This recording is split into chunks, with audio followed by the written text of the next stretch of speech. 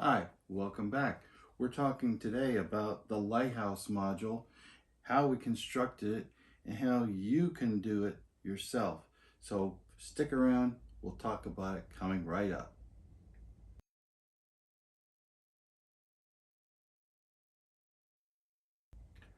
Okay, so what do we have here today is the N scale uh, T-Trak bridge module. It is a double wide module that is manufactured by Klondike. I'll link their website in my description below.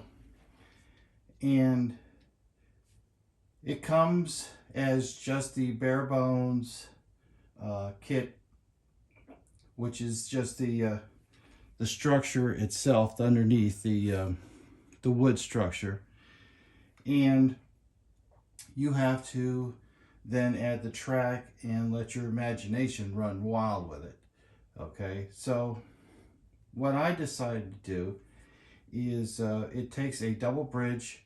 Now, when you get these from Klondike or whomever, well, Klondike especially, they mark like on the sides over here, you're going to see the markings for where the track goes so that it aligns with other T-Trak modules, whether it's their own or somebody else's or a homemade one. That's the whole point of T-Trak, is to keep a standard, okay, of there are so many millimeters. They go by millimeters because it's Kato's a Japanese company, but there's so many millimeters apart, center line, that kind of thing.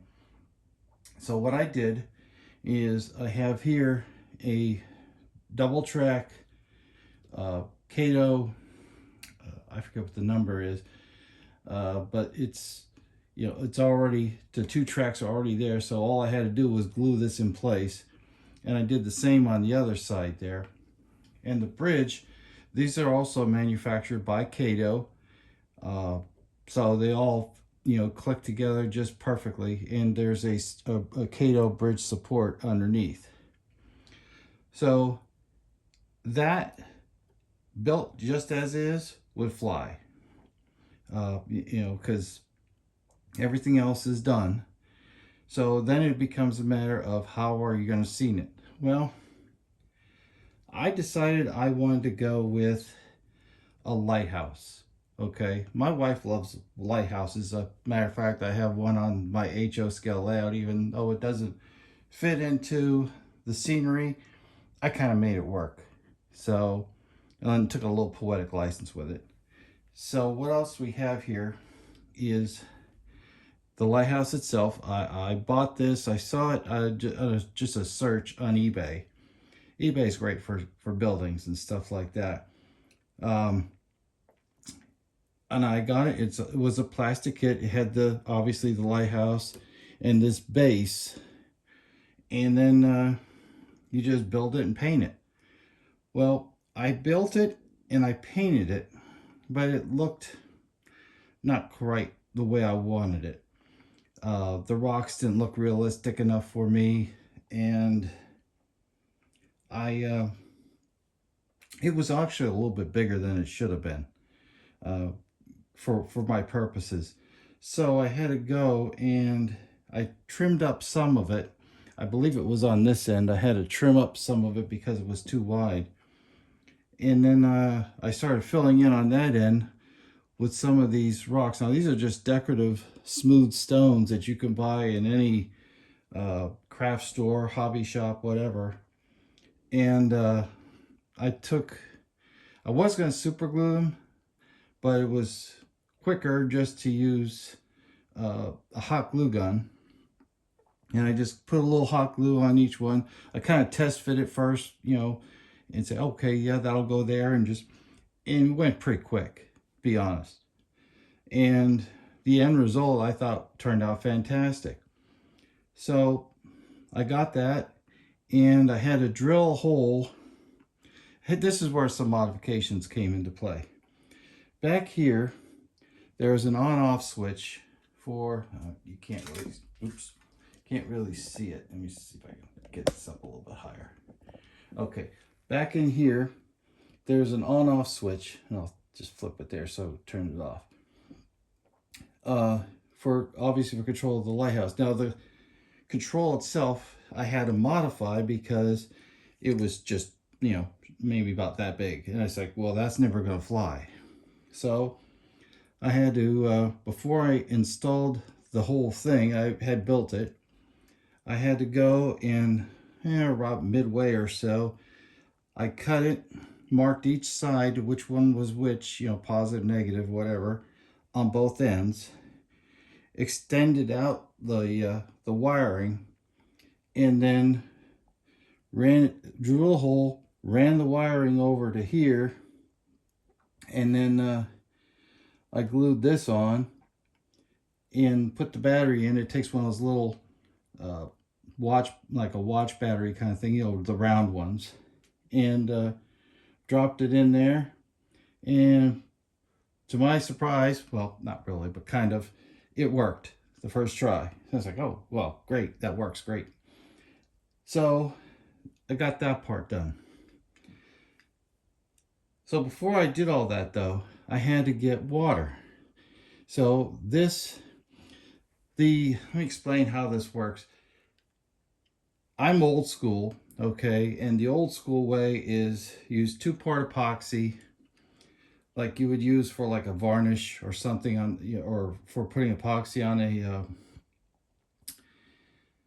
like a piece of furniture or a countertop or something like that. That's what it was originally designed for. And I've had some for years. It's probably not good by now. I don't know what the shelf life is of this stuff. But I had some laying around. I was going to use it, and I was like, I wonder if there's a different way. So I looked online, and I found Woodland Scenics. Okay, so they made a thing that's called Realistic Water. Comes in a bottle about yay big. And it seemed, it was good.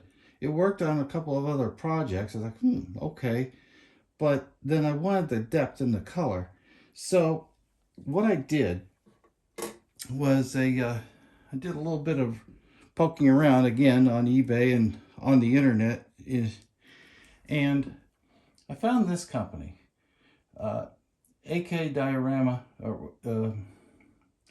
It's their water gel, and this particular color is Atlantic Blue. Now they make a lot of different colors, a lot of different things. They do, I believe, a concrete. They do a swamp for water. They also do, what's the other thing? Oh, asphalt. I'm dying to try that sometime. But yeah, this is so you take a good look at it, get a picture of it. But this is a great product, and works very well. It spreads just like paint. Okay, so if you have, buy one of these, and you get an old paintbrush, or even a decent one, you know, you can wash it out, whatever, take care of it. This stuff works great. But to do that first, I needed a base color, because I tried it and it didn't seem to work right the first try. Because when it dried out, eventually it was a little bit too light. You know, I could almost see the wood underneath it. So I was like, well, I need to do something different. So I went to the store, my local dollar store. Now, this is the color that I bought, okay? And I painted, because this is, you know, the sea coming in, I painted the base here this color. And then once that dried, it looked really good. I was like, okay. So that's when I went and added this stuff to it. Okay, so now we're building layers. Okay, so now we've got, and if you look like over in here, it's hard to see, I know, but if you have it on a bigger screen, you'll be able to see a little bit. There's a little bit of a wave, and the way this will work, now I'm going to explain all this and show all this off in an upcoming video. I'm getting things prepared right now. Um, but I'm going to show the techniques that I used on some little scraps that I found laying around of cardboard. And you can see exactly how I do things. So it had that base color to it and had the wave already figured in, because you work it up a little bit. So then I came through and I put a coat of that, again, of that realistic water on here. And because I tried a little bit of a dam just to make sure. I mean, I was really careful. That stuff doesn't go like epoxy. Okay, it'll more or less kind of lay there in a little puddle. So, but I was able to work it around a little bit. So for these waves here, I came through with another Woodland Scenics product, and it's called Water Effects. And what it does is when you take this out and you spread it out, it's just like almost looks like toothpaste coming out. Okay, but it's in a little bead, like caulking kind of thing. Okay, so I make a little bead, come across, and like it on here, come across around here, and in this area, this is my jaws, by the way. You can see that a little bit better here. Oops. Okay. This is, I found, again, more things I found on eBay. This is an N-scale version of the Orca, which is the boat that was featured in the movie Jaws. Again, my wife loves Jaws, that movie, and I like it. So I figured, you know what? It fits. So we'll put it in there. So we have the shark attack from Jaws, the first movie, going on. And it's kind of like a mash of Jaws 1 and Jaws 2, because in Jaws 2, they go past the lighthouse to have the shark attack out near the edge of the ocean. But anyway, I digress a little bit. A little movie history there. So we have the shark attack. Here is Jaws, and he's kind of difficult to see, but there is a guy in here who represents the fisherman. I can't remember his name off the top of my head. My wife will probably scream at me later when she sees this video. Oh, was it? So and so. All right, fine. But anyway, he's in here getting attacked by Bruce, the Jaws. And so when I got to this area, I took some of this material and I put a little bit around it, and then I spread it out. Okay. And then of course I came down here and did some more waves. Now, of course I didn't do any waves over here because the ocean is being blocked by the lighthouse. So I kind of let that side go. I didn't really do anything with it. And when it was wet, it looked fantastic. Okay. Let's see if I can get some better light on here. There we go. Okay. So now you can see the white caps and all that. And the initial pictures I took of it, it looked fantastic. And then it dried. Okay. It took several days. This stuff takes a few days to dry. But when it did, it kind of faded. So I was like, oh, well, that was disappointing. So what am I going to do now? I want to keep it looking like it was. So I went back through my paints and I found, I don't have it out with me, but the same style, okay, this acrylic paint in a white color, okay.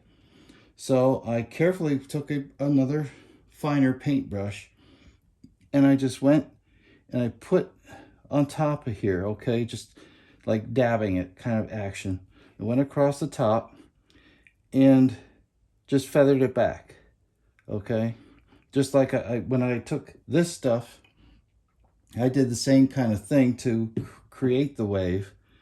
So now we're going back and we're highlighting the wave. So I did all that. So when I got to here, I went and did the same action. I went and put my paint close as I could, you know, around to the boat, and then just start going and feathering it all back to make it pop, you know, make that action pop. And then I came up here, did some more, and then on these white caps did less and less, and it goes underneath the bridge, which you can't see really. Let me see if I can back it back out. There we go. Yeah, so see under here, underneath the bridge, there's also more white caps. You know, they get less and less, obviously, as you get further from the ocean. So that's how I did the water part. And that turned out great, as far as I was concerned. So now I turn my attention to the banks. So to do the banks, I kind of do some old school stuff. I like using the technique of strips of cardboard that you glue down, make a grid, or another thing I've learned is, you know, balled up paper and then come down. But either way, you're going to have this, you're going to have a base underneath it of some sort, and then you come over top with the plaster cloth, okay? And that can be bought in different variations of widths and lengths.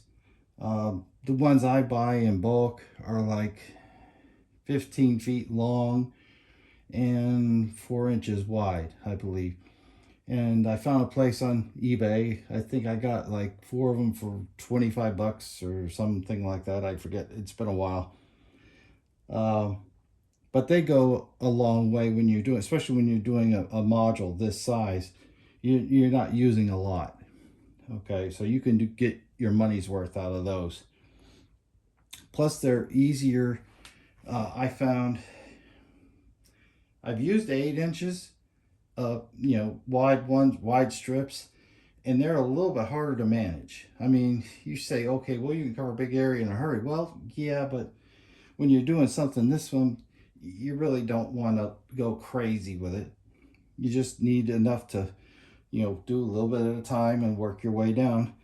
And you'll get done in the same amount of time, pretty much. And like I said, they're very easy to manage. And then you just, okay, I can fit that real easy that way. So that's the techniques I used there. Then I just came back and the base color, let's see if I can find an open spot. Probably like in here, I took like a brown, like a darker brown, and I do a lot of mixing. Like I'll have different shades of different colors, and if something is, I'll say, okay, well, I'm trying to replicate this, but I need a little bit darker, so I'll take a little bit of black, put some black into it. Oh yeah, hey, okay, and then I'll, you know, you slap that on there. And if it doesn't all match, it doesn't matter. It's nature. Nature doesn't always match. I mean, yeah, you're going to have places where you're going to be a little bit consistent, but you don't have to be totally consistent. You can use artist license in some areas, you know. So then I went back, and then after that was just doing the ground cover. Now, ground cover, you can do several different methods for applying ground cover. I'm going to cover that in another video. But I kind of went and you just, like when this material, the paint was still wet, I came over it and I did several different layers of different colors. Like you start with like a burnt grass, like a brownish color, to kind of help simulate dirt. And then you go to a lighter green and a darker green, and even some yellow for the burnt grass. And I put that on, you know, in just select areas. You just have to look at pictures of something similar that you're trying to model and say, okay, well, I need these kind of colors to do this kind of area. So that's how I came back and went and did the scenery, which I thought turned out pretty good. Now I said the plaster cloth. I did miss a step. You have to go and cover the plaster cloth because you got a lot of little holes and they're always going to show. So there's two ways to do that. Well, three technically. The first way is to use patching plaster. You can buy this in any hardware store. It's messy and you don't always get it right, and it takes a while to work with. I've never used, Woodland Scenics puts out something, Hydrocal I think it's called. I never used it, so I can't vouch for it or how fast it works or doesn't work. So I'm not even going to mention that here. Another method I've used, and I think I used it on here more because it's easier to work with, is a spackling. Okay, so what spackling is when you put up drywall in a house, you know, you've got gaps in between your drywall, or if there's like a nail hole or something somewhere. So they would take a piece of this like a tape-like substance, put it on the wall, and then take this material called spackling and just go over top of it, and that, you know, or even just the spackling by itself, and just go over the hole. And it's kind of like a gooey putty. I don't know how else to describe it. It's very easy, very pliable to work with. Especially, I mean, you keep that sucker sealed up, I mean, it'll last you forever. So I took some of that and I put it on here and use a combination of a little spackling tool, like it's like a little, like a paint scraper kind of thing almost. And between that for applying it, and then take a paintbrush, you know, a spare paintbrush or something, and help spread it out a little bit. And it takes a while, depending on how thick you put it on. It takes a while to dry, and sometimes you get cracks, like I get cracks in here, but you can come back later on and fill those in. But you just gotta let it dry, and it takes, sometimes it might take a while. It might take a week, depending on how thick you apply the spackling. But it does work. Now, in a future video, I have another bridge module that I used the last technique, which is I used modeling clay. And modeling clay is a totally different bear. It was my first time trying it. And it's good and it's bad at the same time. But I thought it worked out in the end. So that's moral of the story. It worked out in the end. Would I use it again? Probably. It's actually pretty easy to work with. But the thing about modeling clay is you can do it using just the clay, but I prefer to put a superstructure underneath it of some sort, like, well, let's say rolled up papers or napkins or something that's going to give it something to lean against. Okay, you know, whatever that may be. But once it has that and you put it on there, it's going to be great. I mean, it'll last. And it's very easy to paint. And then if you want to add trees and stuff like that, it's not bad to work with at all. So that is the module.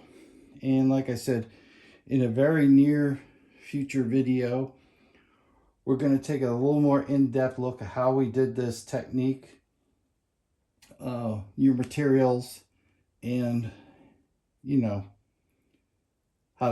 basically how to do it. Today I'd like to show you what the end result will look like, but we're going to do a step-by-step coming up.